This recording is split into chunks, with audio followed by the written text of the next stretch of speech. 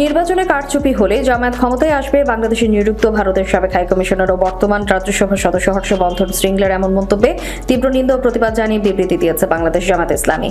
রোববার বিকেলে দলটির পক্ষ থেকে দেওয়া বিবৃতিতে বলা হয়, একটি সার্বভৌম স্বাধীন রাষ্ট্রের অভ্যন্তরীণ রাজনৈতিক বিষয়, নির্বাচন প্রক্রিয়া এবং একটি বৈধ নিবন্ধিত রাজনৈতিক দল জামায়াত সম্পর্কে এ ধরনের মন্তব্য আন্তর্জাতিক কূটনৈতিক শিষ্টাচার ও পররাষ্ট্র নীতিমালা লঙ্ঘন। বিশেষ করে একজন সাবেক কূটনীতিক এবং বর্তমান সংসদ সদস্যের কাছ থেকে এমন বক্তব্য কোনোভাবেই গ্রহণযোগ্য নয়।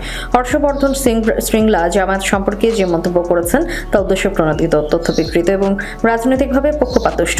একটি দেশের জনগণ কাকে ভোট দেবে এবং কাকে ভোট দেবে না তা সম্পূর্ণ সেই দেশের জনগণেরই এখতিয়ার।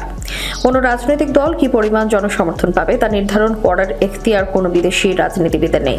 বাংলাদেশের জনগণই এই দেশের মালিক এবং তারা নির্বাচনের মাধ্যমে তাদের প্রতিনিধি নির্বাচন করবেন।